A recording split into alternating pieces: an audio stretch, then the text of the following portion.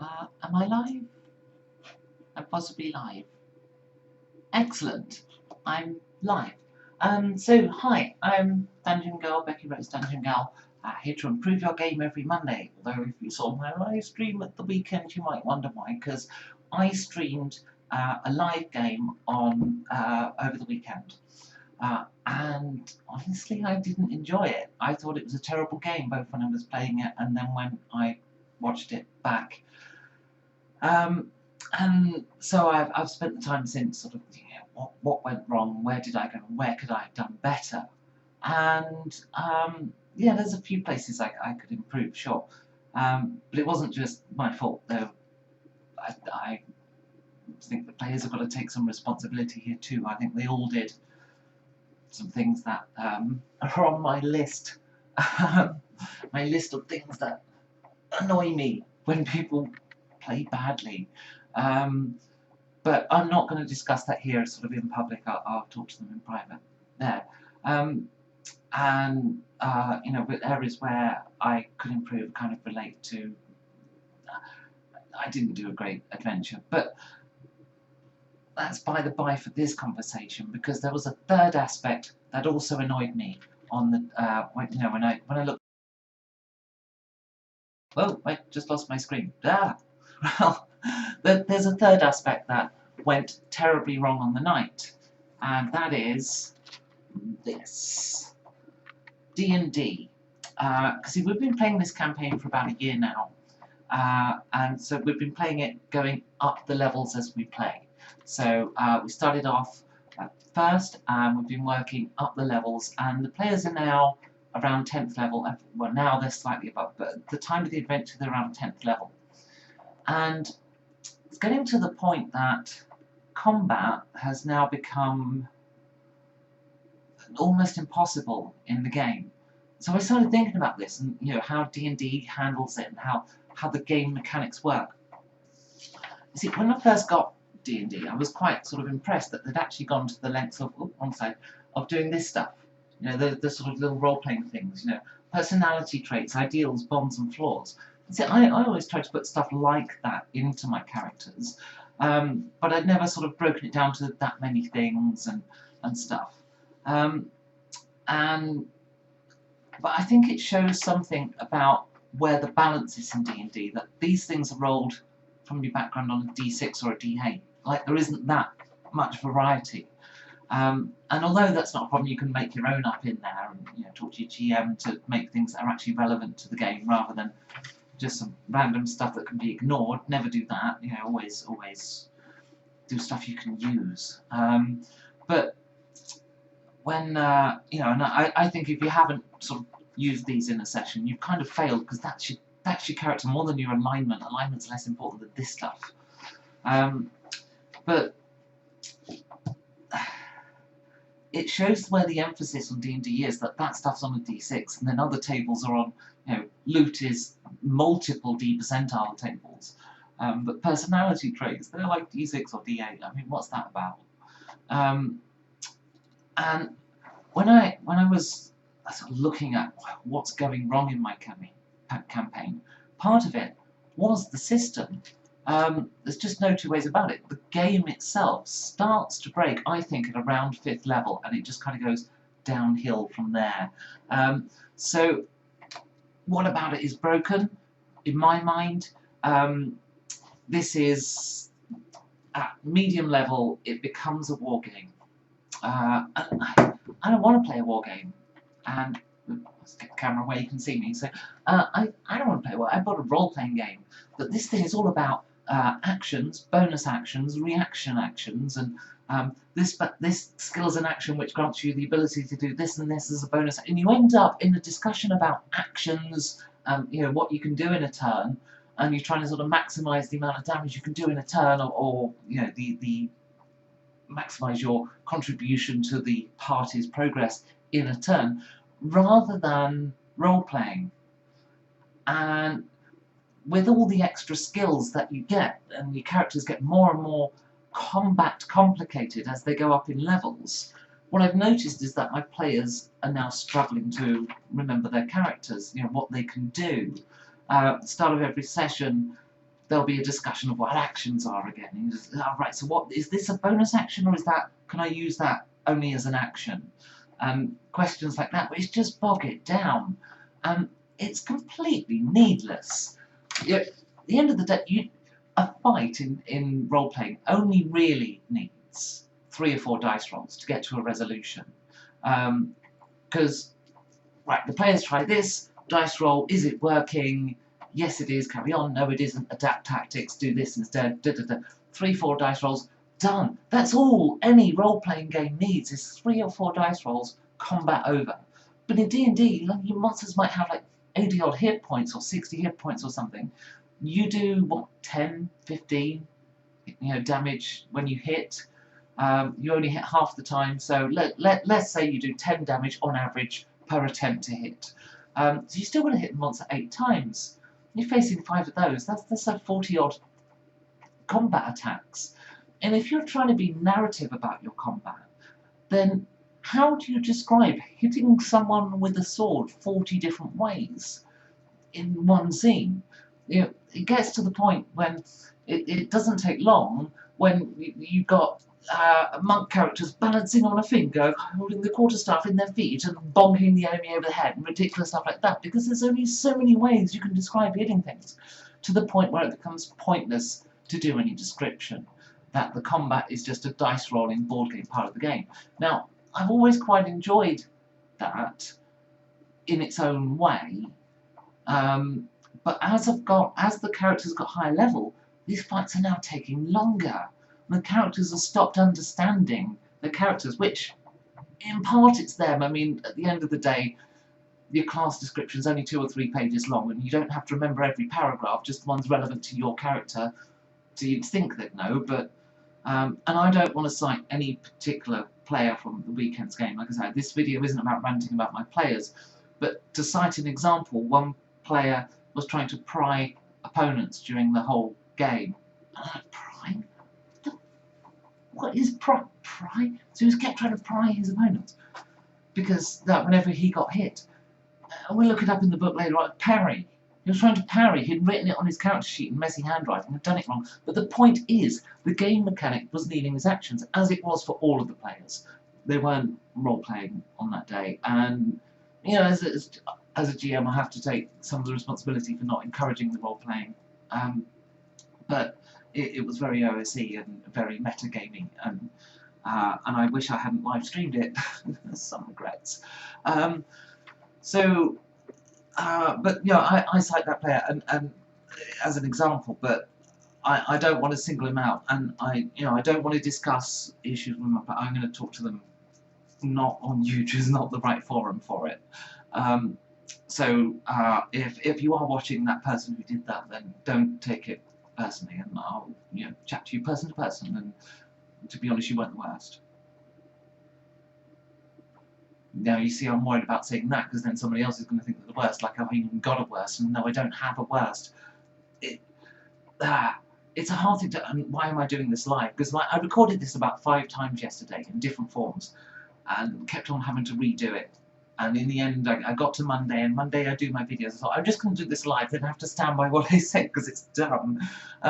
But a lot of the problem is this game. This game breaks.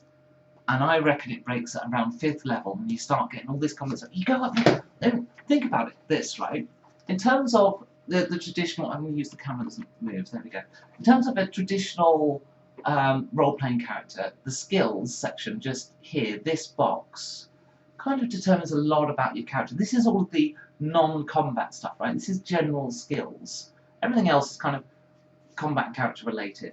This is the bit that's non-combat, right? The way that progresses is it every 4 levels, is it? You get 1 extra point in all of your proficient skills. So you don't generally get new proficient skills. You just have your proficiency bonus. So I'm looking in the camera to see what I'm pointing at, but you get... And it's just that 1 value, and it goes up every 4 levels. Every other level increase, it's combat abilities that improve. This game is a war game. It's like you're building an army list that is 1 character big, and you're just adding things to that character. I don't think it works above the 5th level, and I'm disappointed. I've put a lot into D&D in the last year since we've been playing this game, and it's disappointing because I think the game is fundamentally broken above the 5th level, and I don't like high-level playing this. I'm not enjoying it. Now, that's, like I said, with the game of the weekend, that's not entirely the game, but it is a big part of the problem. And it definitely is a problem with this game.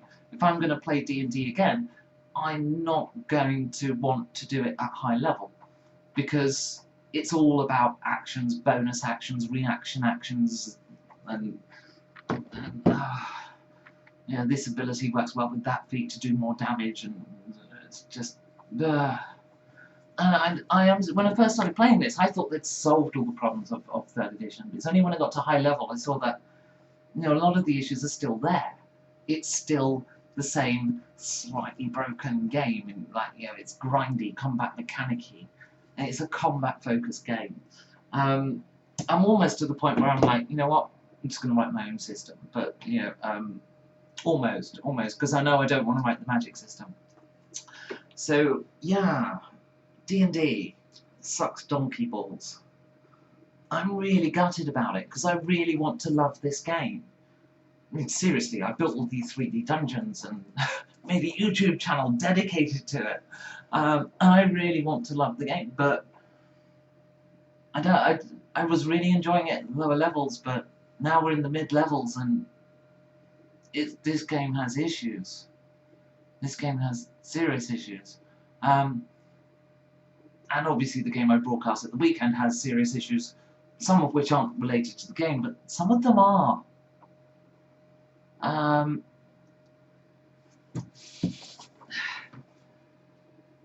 don't know what to do now.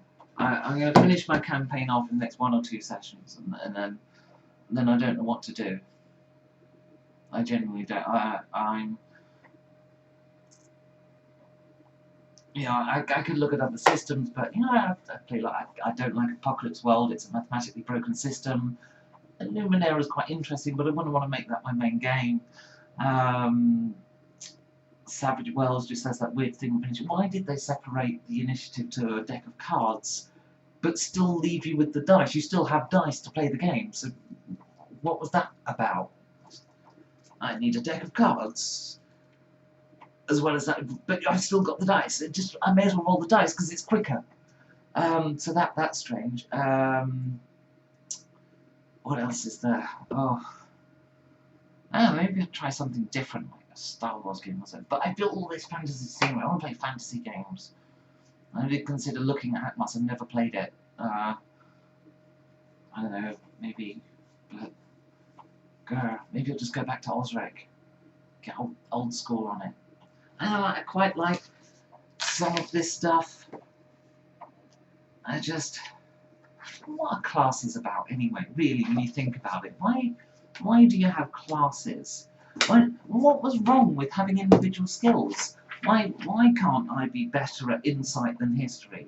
Why do I have 1 proficiency? What? That wasn't complicated. Why did they simplify it? Why didn't they simplify the combat side of it? Because, a lot of the feats and stuff you get in the game, I recognise a lot of this stuff from 3rd edition. It's the same stuff. They've just stripped some of it out.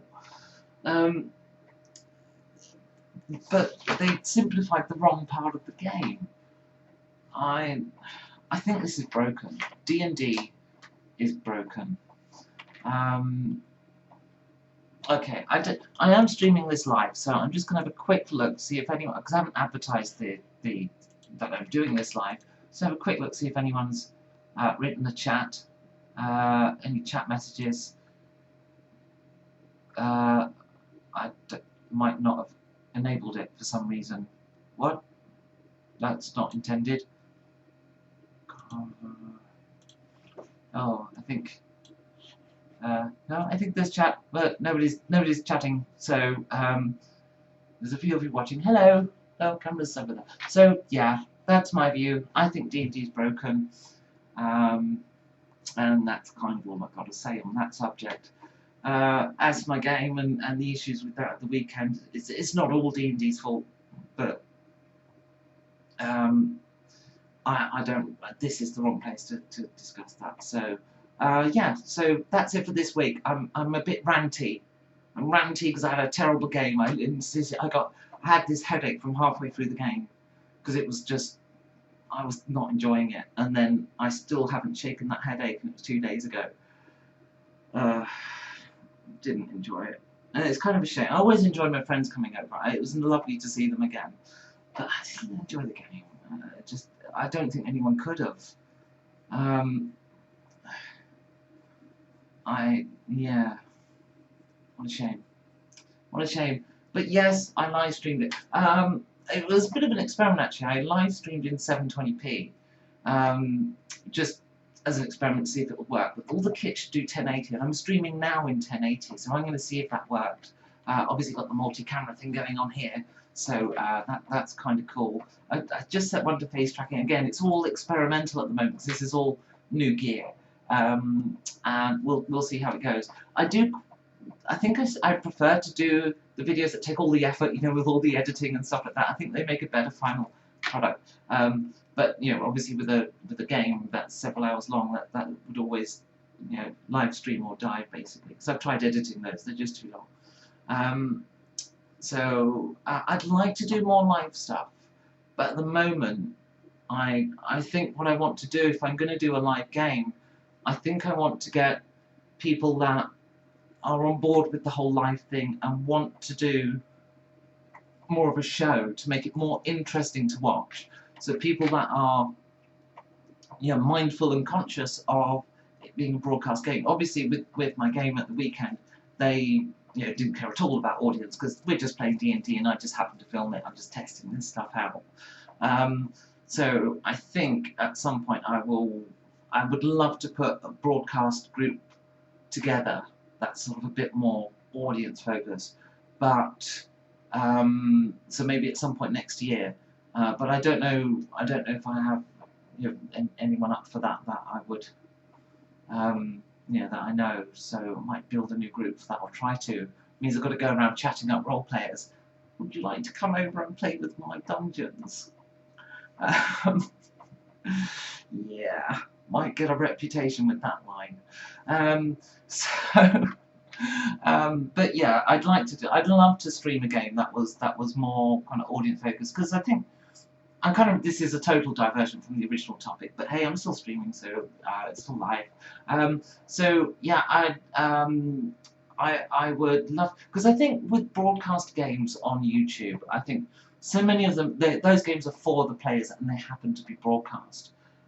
Whereas it would be cool to do something that was more dramatic from an audience perspective. I would love to do that, but because I don't think anyone really does, you know, does it for the audience. So yeah, and what would that entail? That's still going to take a lot of thought, I think, as to, you know, how to make a game more audience friendly. But I think, you know, the whole thing with that, a lot of these games are streamed from Hangouts. That's cool, but I think there's something extra about doing it in person. But yeah, it would be nice to do that, but it's not on the cards at the moment. So yeah, we'll see what the future comes with the channel. I don't know. Maybe it'll be changing game. I'm not going to do any high level D&D. I don't think it works. So yeah, that's it. So that's this week's episode. It's a rant about the thing that I supposedly love. Ho hum. Ta-ra.